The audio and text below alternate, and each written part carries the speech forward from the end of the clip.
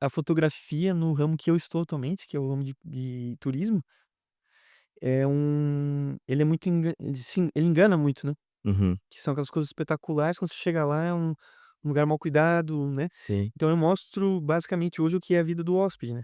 Uhum. Então hoje a fotografia me traz mais humanidade para as coisas, né. Sim. Então eu já não uso tanto material meu, uso mais material das pessoas.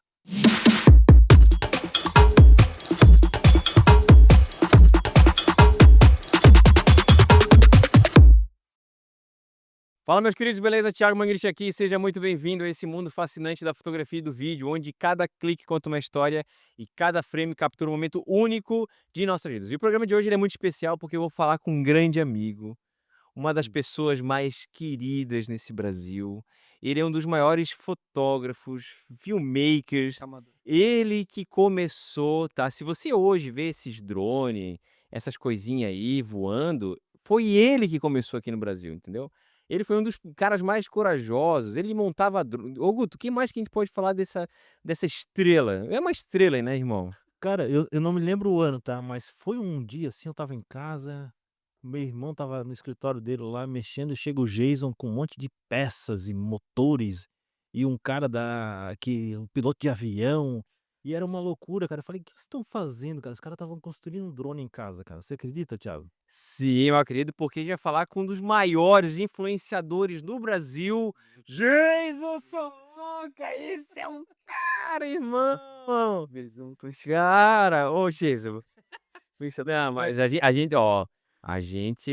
gente aumenta, mas não inventa, entendeu? Então, então tipo, cara, obrigado, irmão, por você ter vindo aqui. Você veio lá de Alfredo Wagner, né? Não, eu Você estava em tá, Florianópolis, tá em Floripa? mas Pô, eu moro em Alfredo Wagner. eu ia fazer aqui pô, o cara veio de longe, né, cara, mas aí ele tá pertinho, então ele tá pertinho. Mas, cara, tu dá esse tempo de qualidade aqui pra gente trocar uma ideia, mano, a gente fica muito agradecido. Obrigado, seja muito bem-vindo, tá? Opa, prazer é meu. Tá, e aí, me conta como é que foi essa história com os drones aí, cara? Porque, assim, todo mundo começa com uma câmera na mão na terra, e tu quis botar uma câmera no ar. É, foi o inverso. O inverso. Na época, quando é que foi? 2000 e acho que foi 2012 ali, quando começou o primeiro desenvolvimento de, multirotores, né, que não eram drones ainda. Então esses Ready to Flies que a gente tem hoje, que é o DJI, que você só configura o controle e já sobe, Uhum. a ótica antes era outra. A ótica era de um cara técnico que não era fotógrafo, que não era. E a ideia do drone era fazer inspeção de linhas de alta tensão, ver lugares que estavam montanhas que estavam com erosão. Esse era o fim do multirrotor, né. Sim. E eu acabei entrando pelo drone na fotografia, né. Então foi meio inverso, né. Tive que entender de coisas técnicas de montagem, etcétera. Tinha uns parceiros aqui, um dos parceiros era o Evandro, o Flash, Uhum. o Airfly. E e nós fomos os pioneiros em Florianópolis nisso, né, de trazer o drone para Santa Catarina. Os Mas e ficarem isso vocês começaram a construir? a gente Porque essa já história que o Guto não comentou havia nada é é montado, é a tudo maior desmontado. verdade que tem, É, entendeu? Vocês chegaram lá com um monte de coisa e tal, e aí? é, vinha tudo desmontado, o drone inteiro, você escolhia a configuração de empuxo, de corrente elétrica, e um entendia mais de uma área, outro entendia mais de outra, a gente foi meio que se juntando, juntando forças ali. E foi isso que a gente começou a tentar entender da elétrica do drone, Uhum. baseado em radiofrequência, que é o aeromodelismo, né. Sim, Então o drone naquela época é bem diferente do que é hoje. Hoje é muito seguro, né. sim. Na nossa época, 2012 a 2015 ali, alguém atendia o telefone em Panasonic 5.8 GHz, se a gente tivesse com o rádio na mesma frequência, sumia sinal de tudo, do drone também, né. Caramba. Mesmo tendo return to home, né, tudo aquilo. Aham.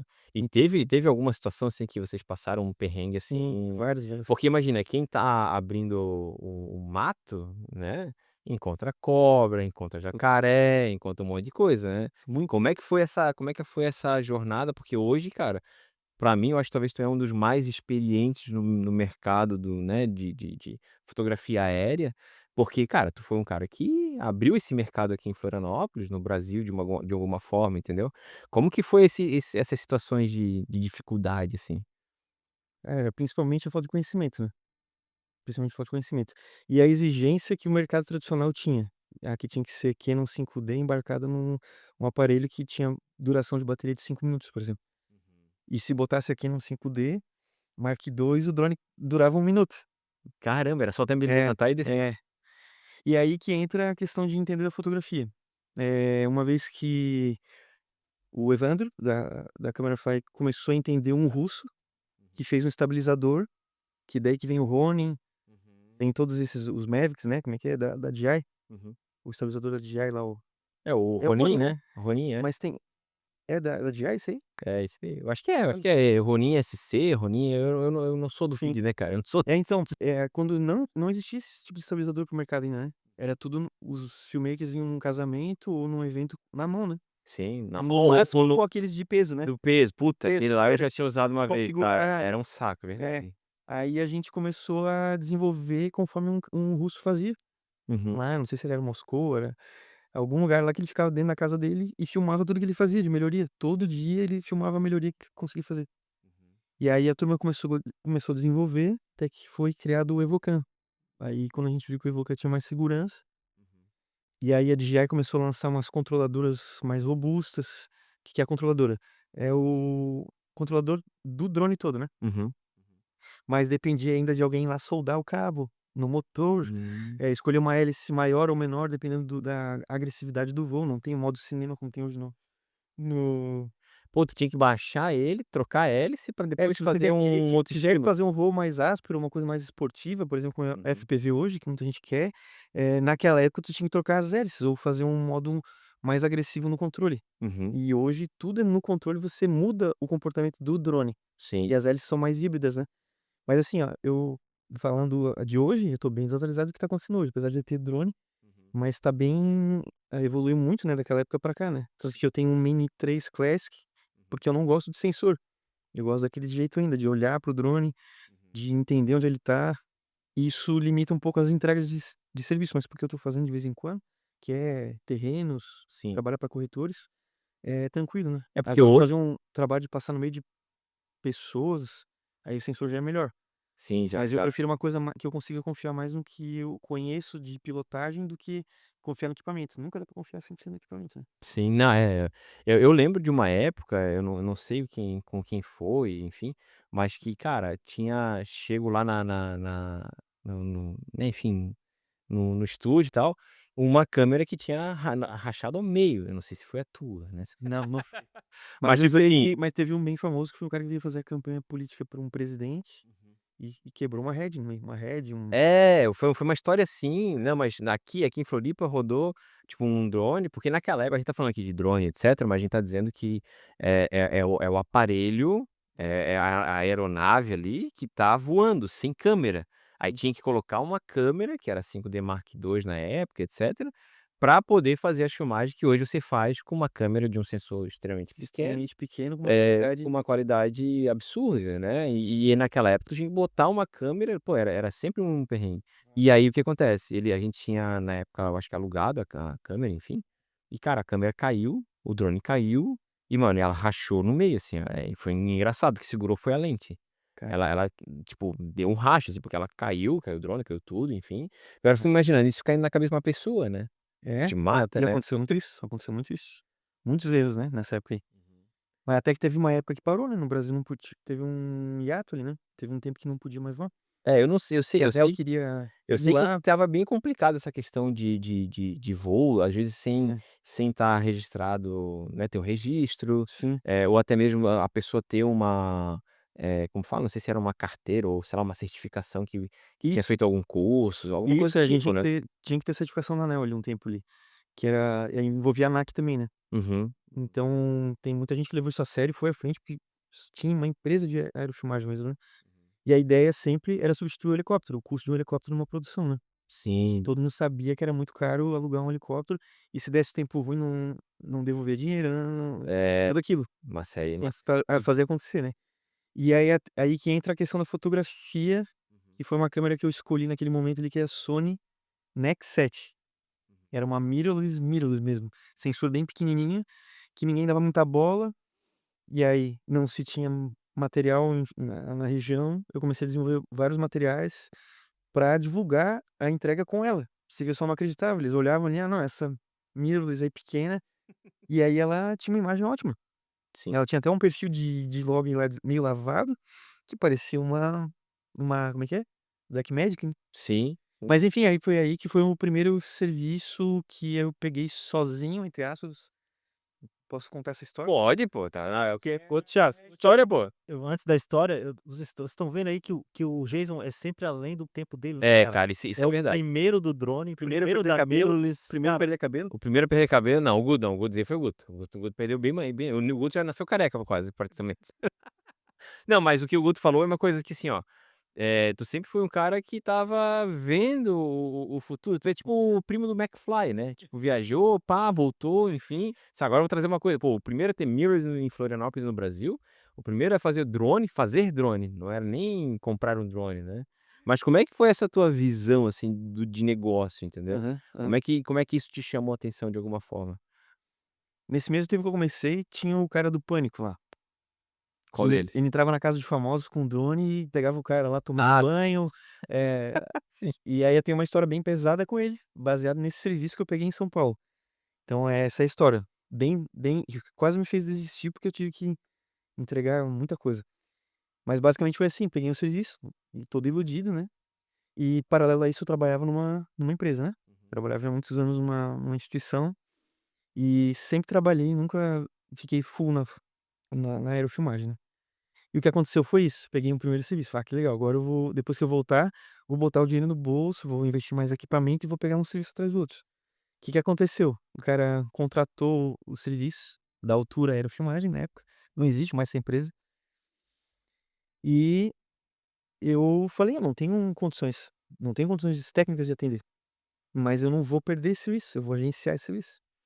Peguei o cara que me deu aula, Uhum. o cara que me ensinou, que um engenheiro lá de Ubatuba, o cara que tinha muita experiência, ele tinha ele era um dos primeiros cursos do Brasil de aerofilmagem com drones era dele, né. Então a gente trouxe aqui pra Florianópolis, o irmão do Guto fez junto, o Davi, que agora tá lá na França, o Dimitri, né, que trabalhava no Senai, a gente se juntou e rachamos a vinda dele, né. Uhum. E era um curso bem caro, era mais caro do que fazer qualquer curso de fotografia, porque ele era bem técnico, eh, e ainda exigia um conhecimento de algo que não havia muito conhecimento. Então essa era muito medo, né.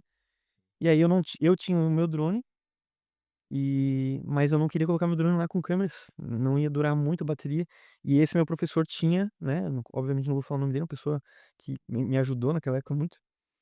Mas o que aconteceu foi o seguinte, vou resumir, a gente chegou numa das maiores transportadoras de veículos da Chevrolet do Brasil, que é a Transbr, esqueci, não lembro agora. Quando a gente chegou lá, estava um dono, que é um turco, assim, cara de braço cruzado, falou: "Que isso aí vai tem de diferente do helicóptero?". Ele já começou, Já deu na já paleta já. chegou dando uma na gente, assim, que foi muito estranho. E a gente percebeu que ele já estava acostumado com um tipo de entrega que era daquelas cúpulas de helicóptero. Não era nem na mão, era aquela cúpula, mas ele contratava coisas muito, tipo o Brasil visto de cima hoje, né, que é bem mais viável, mas é aquela cúpula lá mesmo, o cara que só controla dentro. E o serviço qual que era? Eh, Filmar a frota saindo, 8 carretas com, na época era lançamento da Spin, e o carro da Stock Car, um Camaro amarelo, ia fazendo escolta. Tudo isso num take só. Ia ser um take institucional, né, um take longo e tal. E depois entrar na Via Dutra acompanhando eles. E falei: "Meu Deus, e aí o que aconteceu? Esse meu professor, ele chegou ali e lidou com tudo aquilo ali, ele não conseguiu digerir, ele entrou em pânico. Ele não falou nada pra mim, ele deixou o drone ali, ele pegou o carro dele e foi embora. Não, Voltou mentira. voltou pra Ubatuba, ficou eu lá. Eu ali não era a Altura, era a filmagem, eu era o representante comercial dele, entendeu? Porque eu fui isso, né, eu trouxe uma pessoa pra pilotar pra eles, né, mas o pagamento, as coisas vinham pra mim, beleza? E o que que estava lá? Tava a Sony Nex7, com uma 16mm aberta, pegava as hélices tudo, porque era um octacóptero, Sim, é um imagina. multirotor alemão, eh, só que acontece, ele deixou lá, eu falei: "Não, vou voar", porque depois eu ainda caiu dele e tal. Aí lembrei do cara do Pânico, aí agora eu não me lembro o nome dele, depois eu vou lembrar você. vou conseguir lembrar. Mas ele ficou muito famoso, mas ele entrava em casa de artistas que eram pessoas ríspidas, que ninguém gostava, e ele entrava na casa do Evandro Mesquita em São Paulo, ficava filmando e ele aparecia lá, né, "Sai daí", jogava pedra. Enfim, liguei pra ele, falei daí naquela época era Orkut, eu esqueci o nome dele. "Vem aqui me salvar, eu te passo o serviço, eu não quero perder e vai ficar meu nome e o teu nome aqui, tranquilo?". "Tranquilo, mas pode me pagar agora, eu não vou sair daqui da minha casa sem você me pagar". Falei: "Eu não recebi ainda, a Uhum. agência não me pagou ainda, só vai pagar quando tiver a entrega, porque o dono aqui é um cara meio turco, ele vai o cara é difícil". Final do filme, tá longa a história, hein. Não, vai, O que aconteceu? tô gostando, velho. Fizemos a filmagem, veio aí o cara do Pânico não aceitou, "Não vou", e chamou um rapaz muito bom que é o que faz a manutenção dos drones daí. Uhum. E esse menino fez toda a filmagem. Só que quando chegou na Via Dutra, eles contrataram um helicóptero. Então, ou seja, estourou o orçamento de filmagem, porque não era barato o serviço que eu cobrei, não foi barato não, eu considero que não foi, né. Uhum. Mas só que daí ele ainda ele falou: "Não, não vai dar certo, deu todo esse problema, tô estressado". E chamou o helicóptero. E o cara tinha um PT Cruiser, né, um carro que era Pô, na todo época isso aí. enfim, ele saiu rápido e falou: "Eu vou lá agora com a minha frota que já tá lá, que não é a mesma", mas o Camaro foi atrás dele. Enfim, daí ali acabou o serviço, entendeu. Caramba. E aí ele já falou: "Não, vocês vão receber, vou pagar, mas eu não quero essa atenção aqui pra mim", então ele estava certo, né, estava pagando, né.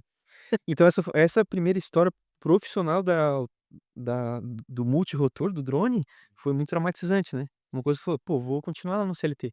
Uhum, uhum. Mas, assim como no CLT também tem todos os seus problemas, Sim. né, é normal, né. Mas foi uma coisa muito, assim, de pensar, né: "Ah, vale a pena todo esse investimento?". E na época custava R$16.000 para montar um drone, 14.000, 11.000. Caramba. Hoje você compra um com tudo, com câmera, Uhum. por esse valor e consegue Viajar fazer por mais algumas coisas voar por boas. mais tempo. Mais tempo e entregar quase a mesma qualidade daquela minha Sony Nex. Mas uma coisa legal bem, essa Sony Nex eu já via muita qualidade nela, na imagem no computador, tudo, aqui ia para o cliente, eles projetaram a propaganda na televisão, então Sim. abertura de cinema também, em fóruns, enfim, tinha qualidade, né. E aí que eu entendi que a Sony também não tô fazendo propaganda da Sony, né. Não, eu sei que tu é um Mas fanboy da me Sony. me arrependo até hoje de ter vendido a minha 6500 que eu tive, é que quando eu trabalhava com vídeo, Uhum. mas Mas foi mas hoje tu continua fazendo esse material, mas com a câmera do próprio do drone que tu tem, drone, né? e são coisas pontuais para corretores, imóveis mais difíceis rurais de se vender, né.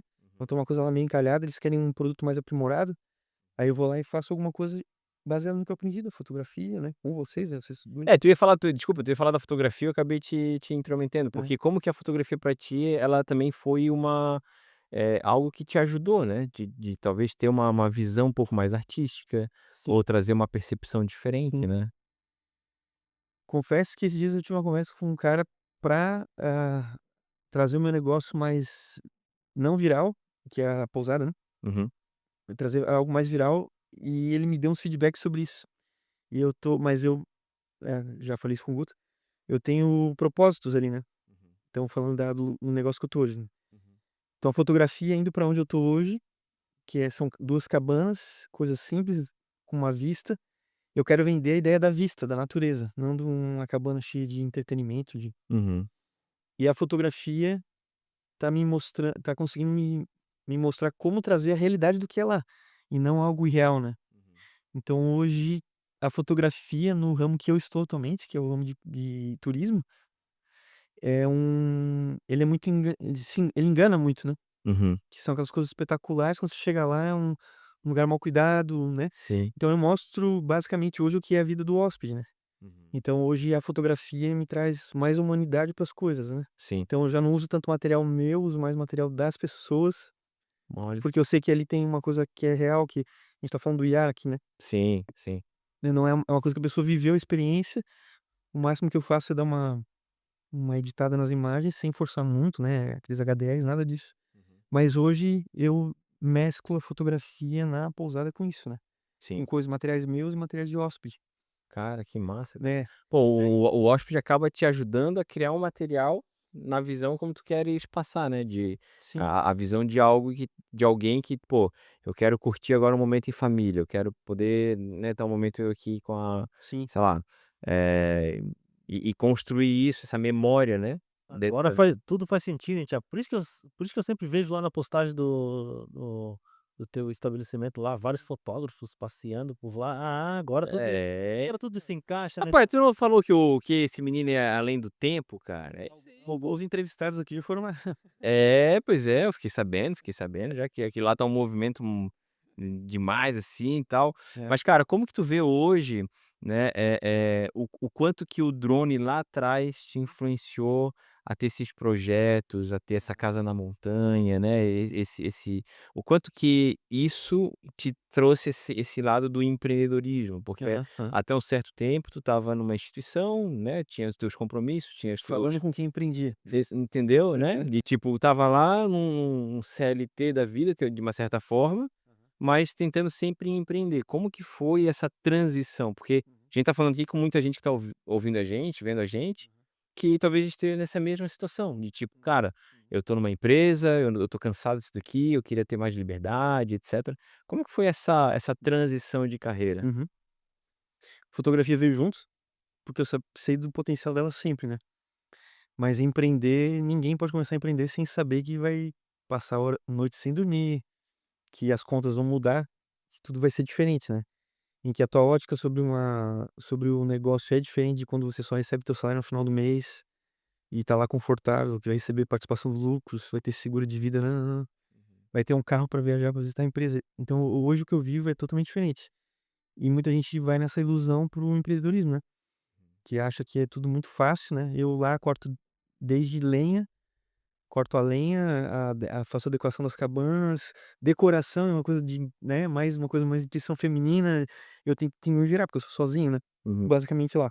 Então eu tenho uma pessoa de limpeza e o resto eu que faço, mas eu faço tudo, faturamento, pagamento, administro o site, tenho que matar um leão todo dia, que é atrás do lead, uhum, pegar pessoas, lembrar do aniversário delas, não tem um CRM, não tem nada, é uma estrutura grande, uhum. é todo um trabalho para fazer uma conversão de um lead, né. Sim, E sim. entra a fotografia nisso. A fotografia, às vezes, eu mando pro WhatsApp uma fotografia que eu já tenho de arquivo, e ela é capaz, às vezes, de, sem a gente falar nada, converter em um cliente, né. Sim. Que a pessoa quer viver aquilo, ou quer ir de novo, né. Uhum.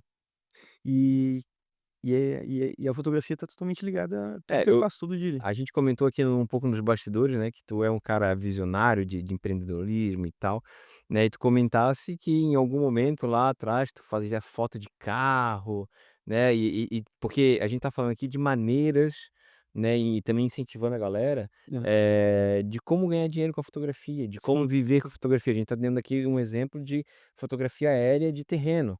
É, porque eu acho que são poucas as pessoas que fazem, porque nem todo mundo tem um drone para fazer, Sim. mas ao mesmo tempo, né, tu começasse lá vendendo as fotos com uma inversão de risco, né, para ver se ia, não Exatamente, ia. pra ver se ia dar certo. É. Como é que foi essa história aí? Então, essa aí do carro é um projeto que eu criei num verão pra tentar pagar a conta. É que era uma coisa que eu vi que estava em alta, que tinha um londrino que pegava só Porsches em Londres, tirava foto, voltava pro carro dele, pegava uma Canon self Selfie com PH, que é uma linha de impressão, né, e ele editava no Lightroom no celular ou acho que era um tablet, era um iPad ali. E dali ele fazia 3 fotos e colocava no para-brisa do carro e colocava um QR Code com lá não tem Pix, né, Sim. mas com a forma de pagamento. E todos os donos daqueles postos pagavam pra ele, e eu me encantei por aquilo ali. Sempre gostei de não de ter veículos, mas eu gosto da estética, parte de automotiva, assim, né, de olhar um Uhum. carro, né, ver a história, né. E aí fiz isso em Jurerê por um tempo, pra pelo menos pagar a máquina, né, que custa caro pra caramba essas máquinas aqui, né. E foi, terminei, e aí vem um exemplo que eu quero dar, né, no sentido de que foi um aprendizado pra mim, né, Uhum. constância, né. Assim como eu saí da fotografia por falta de constância, mas também eu dividia com outros trabalhos e tinha que definir, tomar algumas decisões, vou ficar no CLT nesse momento, não é agora, né. Eh, esse projeto aí foi não foi só medir febre, mas é de realmente ter certeza do potencial da fotografia, né. Sim, Então aconteceu ali, pessoas não me pagaram e outras pessoas pagaram, sim, mas já foi suficiente para pagar a máquina, sobrou um pouco, mas se eu tivesse mais tempo e levado a sério, aquilo ali seguiria com certeza de uma forma bem legal. sim. Então resumindo, o que que é? Eu fiz isso que o Londrino fez, tirava foto da BMW daquela que toda quadrada, BMW não, Mercedes.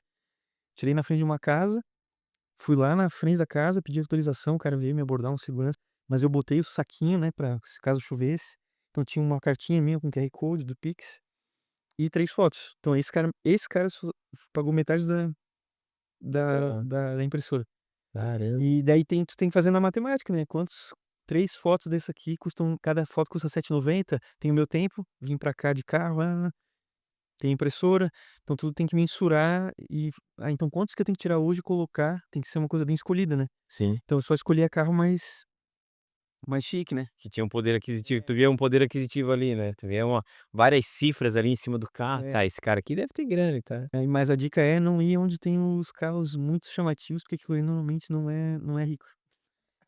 É carro alugado. Outra E coisa. aí o cara, né, não vai, né. Mas ô Geis, pô, o papo tá bom demais aqui, cara, mas pra gente ir pra um finalmente, mano, como é que tu Aham. vê hoje o mercado de audiovisual, de fotografia aérea? Porque é só uma modinha, qualquer um pode pegar, porque qualquer um pode pegar comprar um drone, pum, levantar e Uhum, pronto. Mas como realmente fazer isso se tornar algo uhum, rentável? uhum. Excelente pergunta. Mas eu acredito que diversificar as entregas, né. Por exemplo, hoje eu acho que uma coisa impreterível é ter um FPV, né, inclusive agora em novembro eu vou receber o maior piloto de FPV do Brasil. Ele não é tão vendido como o melhor, mas eu considero o melhor. Que foi ele que começou com voo com segurança sobre pessoas em shows, né, com o FPV sem as hélices expostas, né. Então ele sempre usou proteção, que é o Paulino Rufino, acho que é o nome dele. Ele que fez Lua Santana, esses caras assim, ele vai fazer um vídeo lá do refúgio, agora em novembro, vai ficar lá e vai fazer vídeos com FPV, né. Então eu acho assim, por exemplo, quem oferece imagens aéreas, oferecer FPV também, que exige muito estudo, Sim. tem que entender muito, muito, né, e ser muito sangue frio, ter concentração, né. O FPV ele é imersivo, diferente do drone tradicional que você fica olhando no controle, né, então é uma coisa já diferente, né. Então eu acho assim, as entregas diversificadas, né. E eu tô fazendo terreno porque é uma coisa que eu simplesmente ela não é passiva.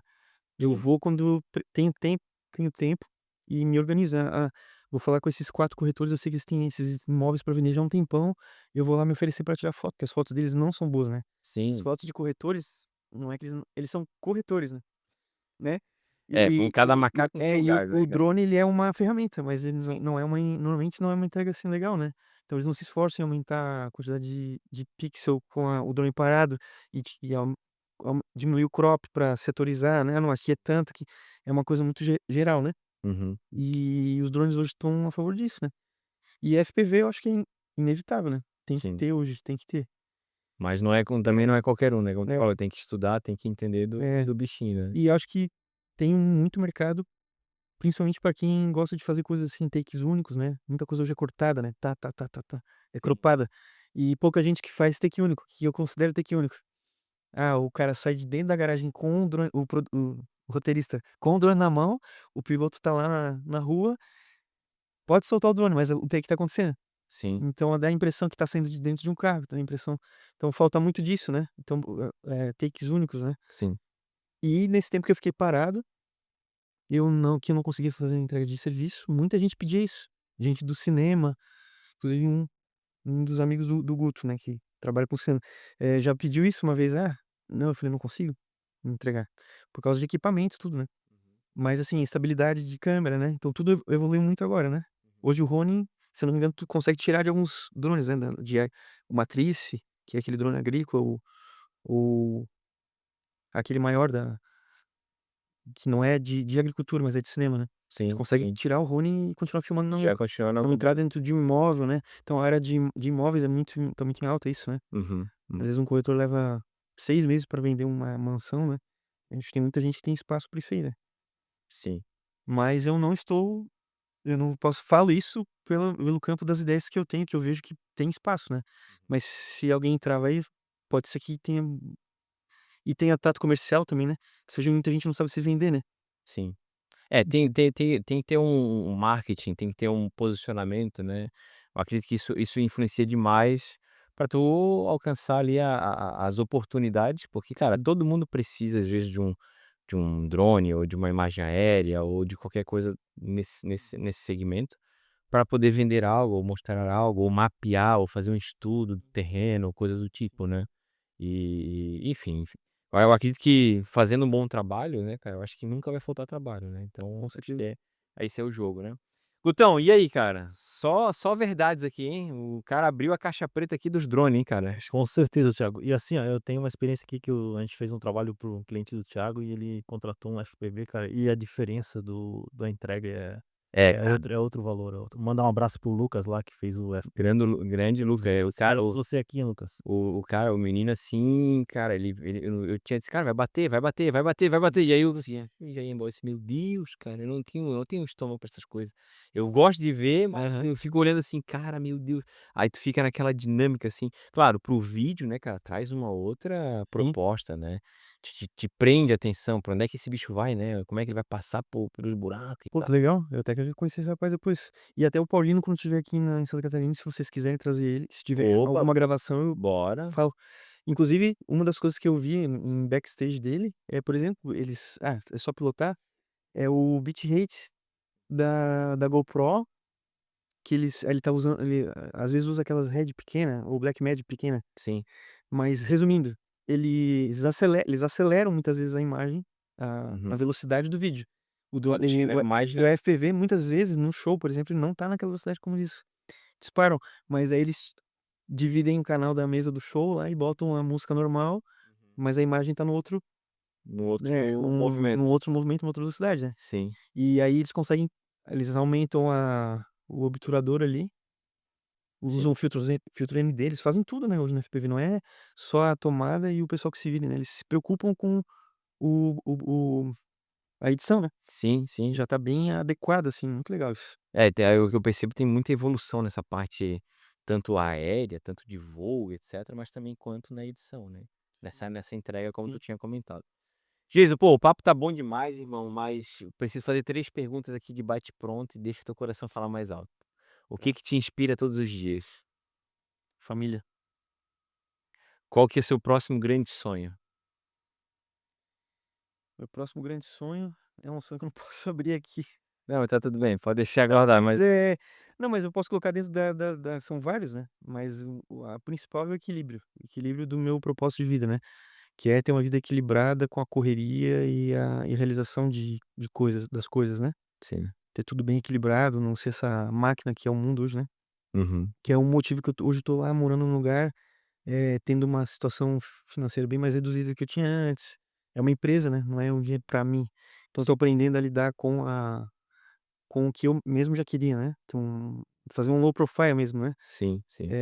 E isso não é isso para muitos só um desejo, né, e eu não recomendo se a pessoa não estiver preparada, porque empreender é uma coisa e ainda tem empreender num lugar que tudo é muito caro, é difícil, é oneroso, são produtos sazonais, né, turismo, a pessoa nunca vai voltar mesmo na mesma cabana, é muito difícil, taxa de fidelização. Então, no meu caso, eu tô aprendendo muito na minha vida, porque eu sempre fui muito ansioso, muito querer fazer as coisas pra ontem, né. E lá eu tô aprendendo muito isso. Então realizar os sonhos tá sendo até mais viável, de entender de que eu preciso ser mais devagar, não devagar porque, a pessoa é mole, ou Sim, ter sim, o sim. tempo das coisas para amadurecer cada plano, para realizar algum sonho, eu acho que tem que ter Desacelerar um pouco, né, dar uma puxada no é, freio de mão um pouquinho e e principalmente o resto tempo, né, devagar. Né. tempo. Eu sou de uma empresa com tudo estruturado, processo, software, e hoje é tudo na mão, tudo manual, né, anota no bloco de notas do Google Keep ali. Pra não esquecer de uma coisa em fazer depois, né. Sim. Então assim, sonhos é isso, acho que tô aprendendo o sonho maior é uma coisa que eu, né, não posso evidenciar, mas uma hora evidencia. Tá bom, já tá bom, não precisa de mais detalhes. Se você pudesse definir a sua jornada em uma única palavra, qual seria? Recomeço. Que isso, hein? Ô, não prometeu nada, entregou tudo. Jason Soluca, esse é o cara, irmão. Obrigado, cara. Obrigado pela tua participação aqui. E você não vai embora sem levar essa lembrança aqui, ó, especial, feita pelo nosso grande artista Guto Campos Cerâmica, feita pra você. Olha essa. Olha aí, deixa eu tirar aqui pra galera ver, que eu fico mais curioso do que o Do do que eu que a garanti que não ia mostrar a marca da aí é Lentrix. pronto, ó. Mais um como é que é? Um influenciador aí, é do Guto Campos Cerâmica. Ó, Brincadeira. rapaz, essa daí eu não tinha visto, hein, Guto? Essa daí já é verão 2026? Cara, essa daí é do Geison, Ó, aquele é a minha, e aí? dá pra dar zoom ali? Zoom digital? Ah, Ó, aí, ó. Guto Campos, esse cara aqui é muito talentoso, viu? Multi-instrumentista, ele é o nosso Bombril, classe A, né? Ah, ele é o Cara, nosso Rodrigo Hilbert, pô, o da aprendizado dele nas coisas é impressionante, assim, né? O tempo que ele levou pra conseguir fazer coisas assim incríveis que a gente só vê em loja, kamikado da vida, e o exato. cara faz de forma artesanal. Então, conheço o trabalho dele, viu? Já É, tenho lá na pousada já. coisa linda. E aí, Guto Campos, quem mais quer comprar mais essa daqui, onde é que a pessoa pode encontrar? Cara, depois de uma declaração dessa, eu vou falar www.gutocampoceramica.com.br. Pronto, já. Pronto, Tá. oferecer não, um merchan desse totalmente orgânico, cara. Oi, depois me digam que eu quero ajudar aqui o podcast Ô, pelo refúgio. não, pera aí. Para aí, que agora ficou. Vamos começar de novo o episódio. Vamos lá. Sério? Não, então tá, ó, tá gravado, hein? Tá gravado, hein? O mais novo patrocinador aqui do nosso podcast aqui, ó, Refúgio da Montanha, Jason E Solonca. me apresenta a chave de. Jason, cara, muito obrigado, irmão. Obrigado pelo teu tempo, obrigado por ter, né, ter feito essa viagem, por mais que estavas em Floripa, mas tá aqui com a gente, dar esse tempo de qualidade com a gente fica muito feliz, cara. E vocês dois são referência pra mim. Né, que isso, mano. Faz isso que eu vou ficar encabulado. Muito bem, gente. Esse foi mais um episódio aqui do nosso podcast da Fotografia Exponencial. Um lugar onde a gente convida nossos amigos, pessoas queridas, para sentar à nossa mesa, tomar uma água, tomar um café, trocar essa verdade para que isso possa ser um estímulo aí para sua profissão, para sua vida. Espero que você tenha curtido, tenha gostado. Deixe seu like, deixe seu comentário, ative o sininho para receber as notificações dos próximos episódios. Eu te vejo na próxima.